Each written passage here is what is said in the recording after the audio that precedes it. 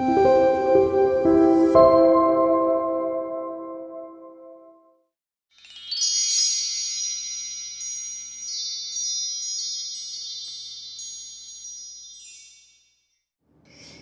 이사야 6장, 이 소명장에 대해서는 좀 학자들마다 우리가 일반적으로 소명장 이렇게 알고 있는데요.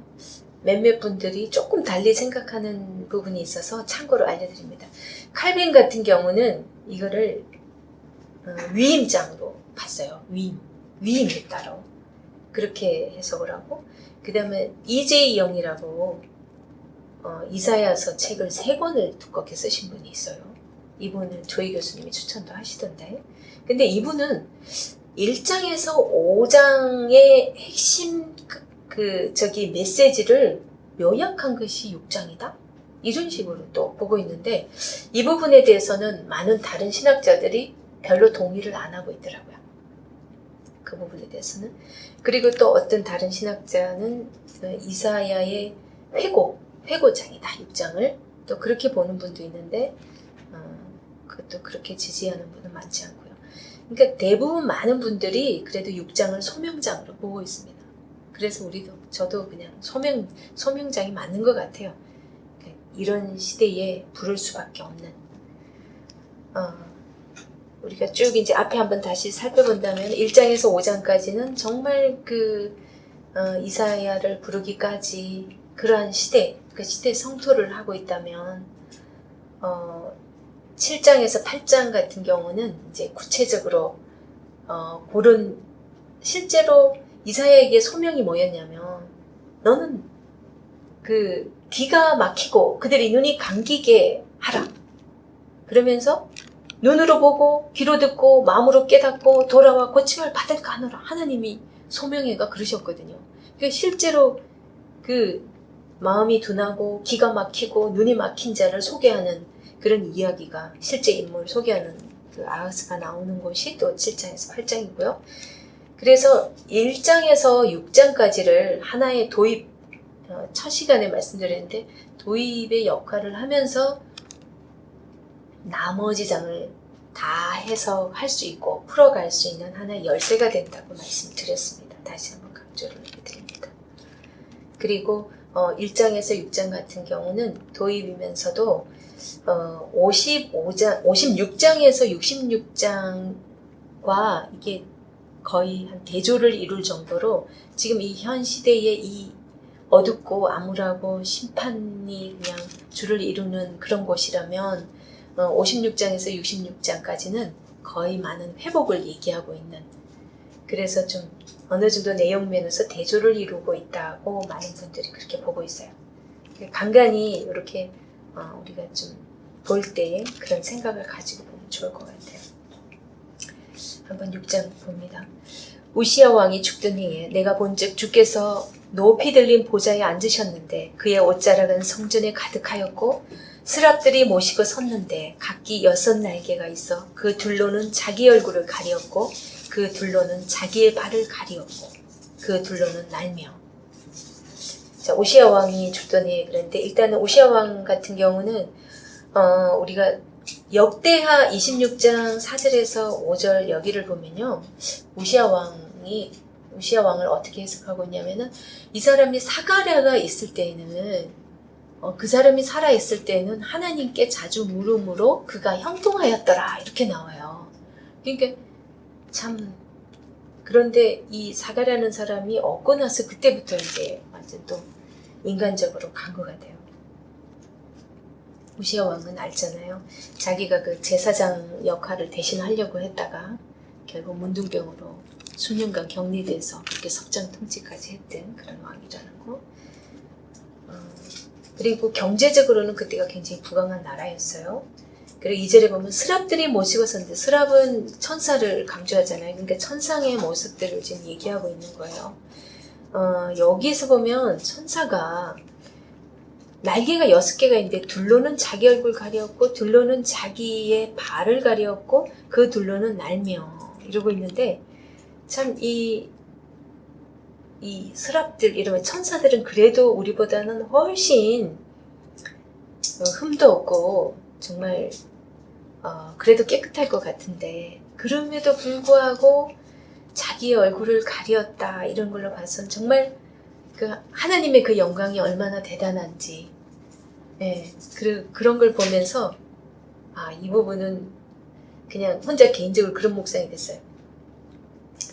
우리가 그 주의 종으로 부름받고 하나님 말씀을 대하고 하나님께 때로는 주시는 영감으로 말씀도 받아야 되잖아요. 받고 그렇게 전하고 해야 되는데 이 소명을 받는다는 것이 얼마나 두렵고 떨린 일인지 감히 이렇게 하나님 앞에 이렇게 우리가 하나님이라고 부를 수 있다는 것도 얼마나 감사하고 두렵고 떨림으로 가야 되는가 그러면서 다시 한번 그 소명에 있어서 우리가 하나님 앞에 부름받아서 사역을 하는 것에 앞서서 정말 한 사람의 사명자로서 그 우리의 그 경건한 삶 그것이 참 우선이겠다.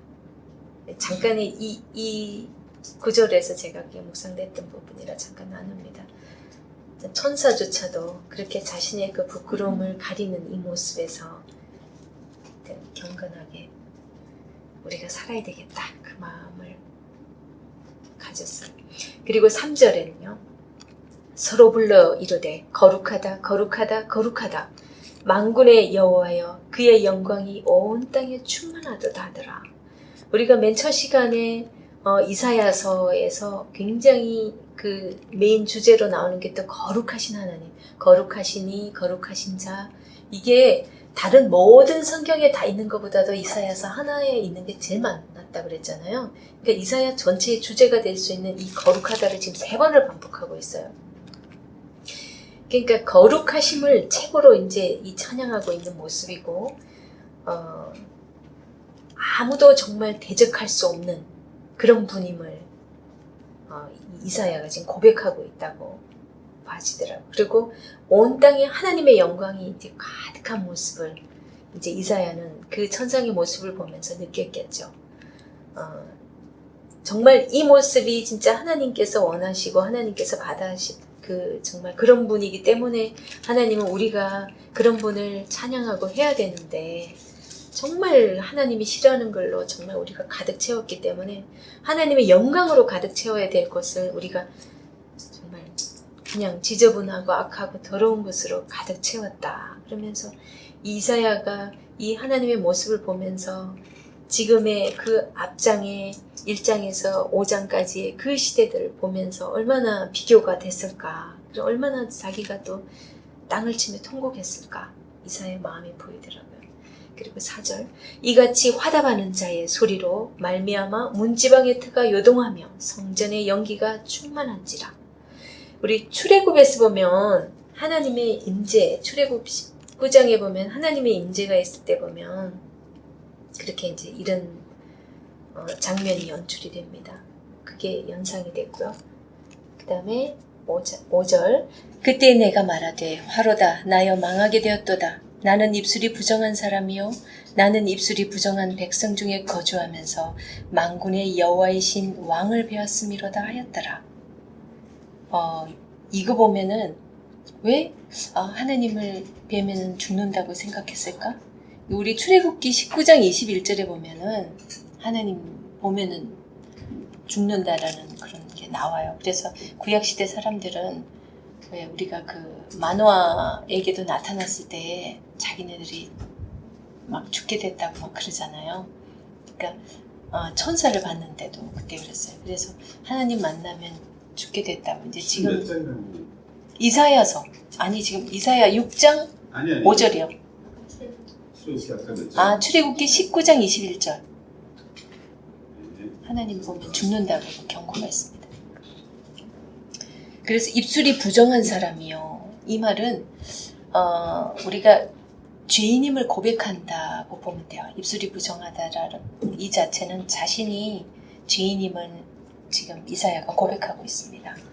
그리고 그때에 그 서랍 중에 하나가 부젓가락으로 제단에서 집은 바 핀수철 손에 가지고 내게로 날아와서 그것을 내 입술에 대며 이르되 보라 이것이 내 입에 닿았으니 네 죄악이 제하여졌고 네 죄가 사하여졌느니라 하더라. 이 보면은 왜 하필이면 입술에다가 댔을까? 보면은 우리가 모든 신체 중에서 사실 뭐 손으로 짖는 죄도 있고 뭐 발로 짖는 죄도 있겠지만 우리 인간이 가장 많이 죄를 범하는 곳이 입술. 입술이 가장 많은 죄를 범하잖아요. 그래서 그것도 있지만은 또 이 이사야는 하나님의 말씀을 전해야 될 자잖아요. 그렇기 때문에 그 입술이 정말 입술의 할례를 지금 행하는 것 같은 그런 모습입니다. 그래서 이런 걸 근거로 해서 많은 목회자분들이 그런 말씀도 해요. 우리가 사역자의 길을 가려면 입술의 할례를 받아야 된다. 이런 표현을 쓰기도 하는데요. 저도 그게 공감해요. 우리가 그냥 일반 그리스도인도 말 조심해야 되는 거지만 정말 사역자들은 더욱더 내 말인지 이게 하나님의 말인지 그 부분에서도 분명하게 잘 전해야 되고 그리고 정말 내 한 사람의 말로서 한 사람을 실족하게도 할 수도 있고 살릴 수도 있다라는 걸 늘 생각하면서 참 말을 조심해야 되겠다라는 생각 많이 들고요. 근데 그건 뭐 그리스도인들 모두가 다 마찬가지일 것 같습니다. 대체적으로 말하는 것 때문에 시험 들고 말하는 것 때문에 저 사람 보니까 뭐 영 아니야 이렇게 판단하는 게 거의 말하는 걸로 판단하는 것 같아요. 그래서 입술에 할례를 받아야 된다라는 거. 이거는 뭐 사역자뿐만 아니라 그리스도인 모두.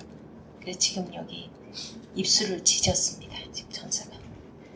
8절.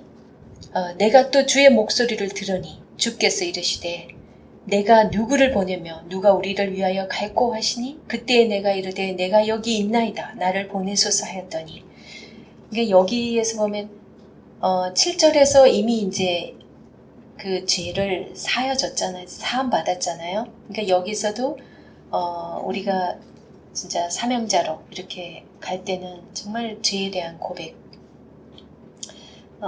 하나님 앞에 확실한 제사함을 받고 시작해야 된다는 그것도 알겠고요. 그런 후에는 이렇게 주의 목소리를 들으니 우리가 진짜 주님의 음성을 들은 자는 순종할 수밖에 없겠다 하는 생각이 들어요. 주님의 음성을 우리가 제대로 못 듣고 이게 도대체 하나님의 뜻인지 아닌지 어떻게 알아. 맨날 그러기 때문에 내가 고민하고 때로는 온전히 납작 엎드려지지 못하고 내 생각대로 내 욕심대로 살고 그러지 사실 진짜 이거 확실히 주님의 음성이야 라고 자기가 확실히 들었다면 그 사람은 주의 일을 확실히 내가 너 이걸 하길 원하는데 이랬을 때는 확실히 순종을 할 수 있을 거라고 생각합니다.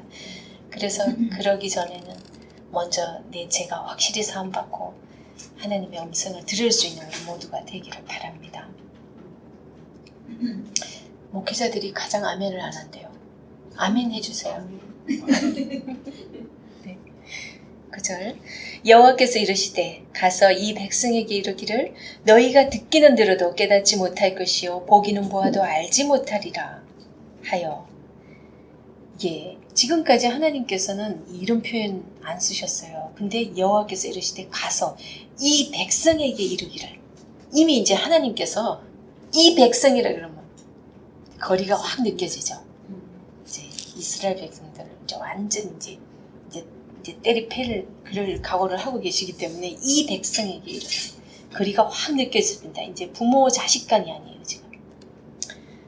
그러면서 이사야는 정말 마음을 닫게 하는 그런 설교를 해야 되는 그런 상황이 됐어요. 그리고 회개도 못하게 하는 마음을 둔하게 하고 귀가 막히고 그들의 눈이 감기게 하라. 염려하건대 그들이 눈으로 보고 귀로 듣고 마음으로 깨닫고 다시 돌아와 고침을 받을까 하노라. 물론 하나님이 이렇게 말씀하시면서도 곳곳에서 또 회개를 돌아오라고 말씀도 하세요. 근데 꼭 이런 것 같아요. 부모가 자식이 너무 말을 안 들으니까 누가 이제 정말 말 안 듣는 그 자식을 대신해서 누군가 가서 뭘 내가 한번 가보겠다고 이렇게 얘기하면 관둬라고 그냥 돌아오지 말라 그래.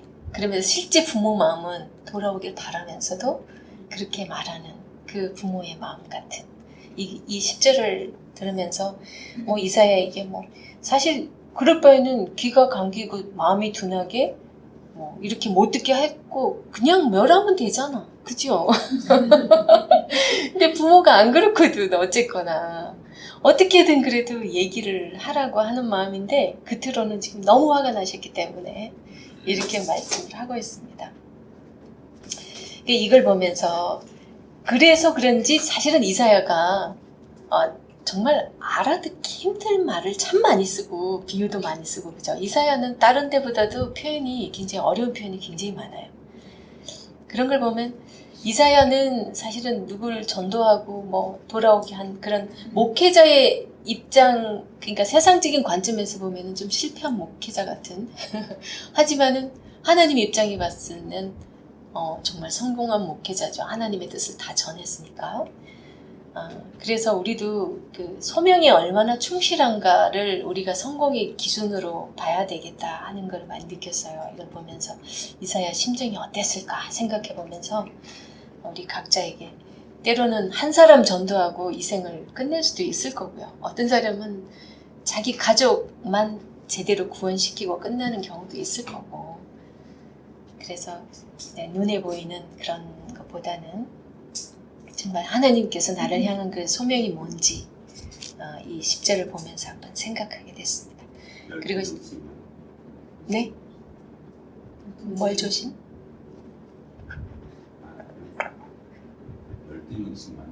12명만 그쵸. 예수님도 12명 한 명 가룟 유다 떠나버렸으니까 근데 예수님의 제자 중에서 베드로가 3,000명 회개시켰고 그 이후 사람들은 많이 했어요. 그 사도 바울도 얼마나 많은 사람을 전도했어요. 그리고 11절 내가 이르되 주여 어느 때까지니까 하였더니 주께서 대답하시되 성읍들은 황폐하여 주민이 없으며 가옥들에는 사람이 없고 이 토지는 황폐하게 되며. 그러니까 이사야도 답답하지 않았겠어요? 하나님께서 그렇게 그냥 못 듣게 하고 못 깨닫게 하고 못 보게 하고 그렇게 하라 그러니까 그러면 주님 언제까지 그렇게 해야 돼요? 이렇게 물었겠죠. 그러니까 하나님께서 아무도 없을 때까지 하라 그래요. 정말 하나님 이건 이제 성읍들이 황폐하여 주민이 없으며 가옥들에는 사람이 없고 이 토지는 황폐하게 되며 이게 이제 완전 멸할 것을 유다의 멸망을 지금 미리 슬쩍 보이고 있습니다. 12절 여호와께서 사람들을 멀리 옮기셔서 이 땅 가운데에 황폐한 곳이 많을 때까지니라. 사람들을 멀리 옮긴다는 것은 이제 유다 백성들이 바벨론 포로로 끌려가는 것이죠. 지금 그걸 말씀하고 있고요. 그 다음 13절 그 중에 10분의 1이 아직 남아있을지라도 이것도 황폐하게 될 것이나 밤나무와 상수리 나무가 배임을 당하여도 그 거루터기는 남아있는 것 같이 거룩한 씨가 이 땅의 거루터기니라 하시더라. 계속 여기 이사야서에서는 남은 자 부분을 말씀하고 있어요. 엄청난 심판을 선포하고 있는 가운데서도 남은 자를 얘기하고 있고 지금 여기서는 거루터기를 얘기하고 있습니다. 그러니까 모두 그냥 이 밤나무와 상수리 나무 베고 나면 그 거루터기에서 이렇게 새로운 싹이 올라오잖아요. 그런 것처럼 뭔가 이렇게 남아있는 그 일부 사람을 통해 가지고 이 거루터기를 남긴다는 것은 또다시 싹이 나잖아요. 뭔가 또 하나님 나라를 이루어갈 것을 지금 말씀해주고 있습니다. 소수 남은 자를 통해서 이제 하나님 나라를 이어갈 거라는 그 예언이죠.